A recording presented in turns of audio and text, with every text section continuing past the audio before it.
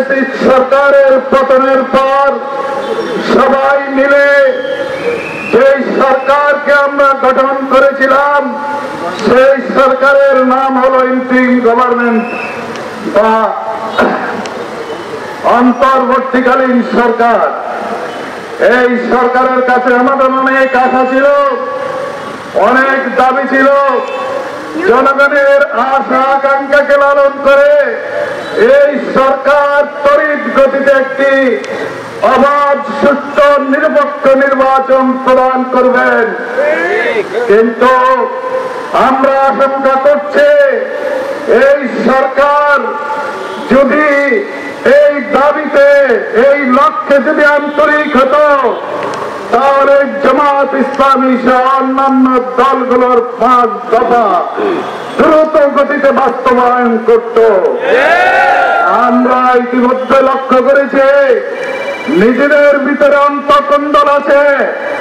Interim গভর্নমেন্টের ভিতরে যারা উপদেষ্টা তাদের কিছু কিছু লোকের ভিতরে আমরা সমস্যা পরিলক্ষিত দেখতেছি।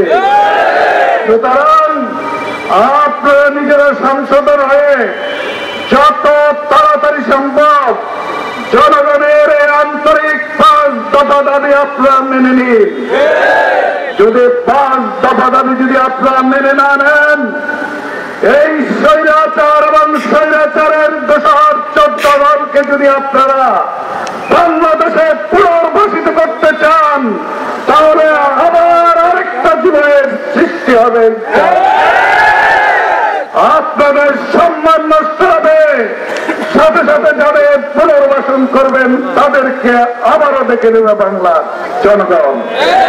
সম্মানিত উপস্থিতি, আমি সর্বশেষ বলতে চাই, আসুন বাংলাদেশ জামাত ইসলামী সহ অন্যান্য দলগুলোর ঘোষিত যে 5 দফা, সেই 5 দফার ভিতরে আছে লেভেল প্লেইং ফিল্ড।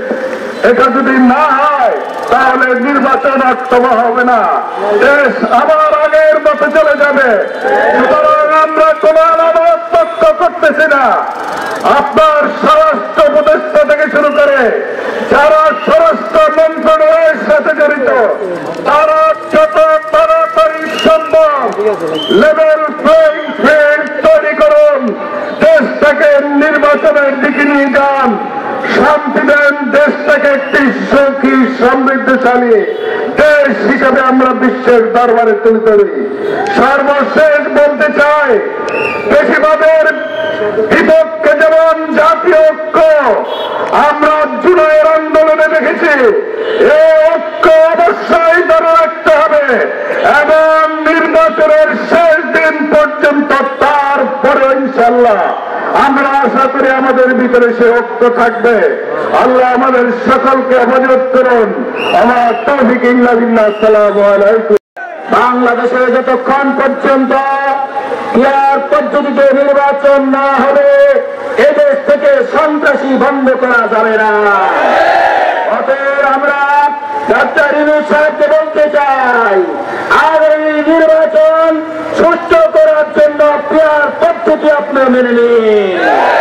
এই পদ্ধতি শুধু জামাত ইসলামীর দাবি নয়, এদেশের 18 কোটি মানুষের দাবি। আসুন আমরা সরকারের কাছে এই আহ্বান রেখে আমি আমার বক্তব্য শেষ করছি। সম্মানিত অতিথির জন্য আপামর মানুষের কাছে দাঁড়িয়ে আসছে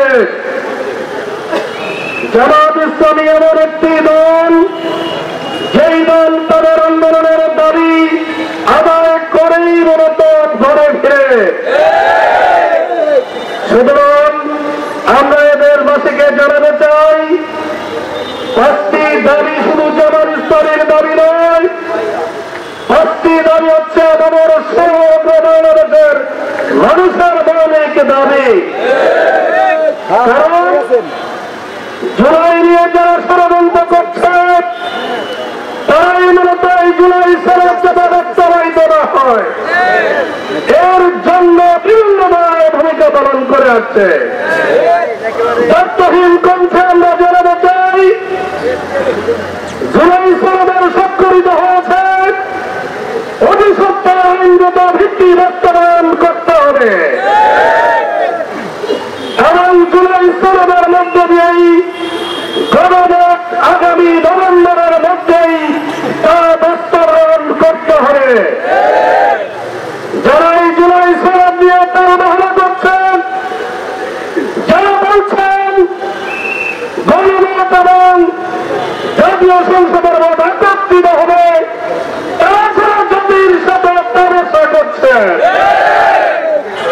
দেশের মানুষ তার স্পষ্ট ব্যাখ্যা করে কিভাবে দাবি আদায় করতে হয়। গণবাসীকে আমরা আহ্বান জানাতে চাই,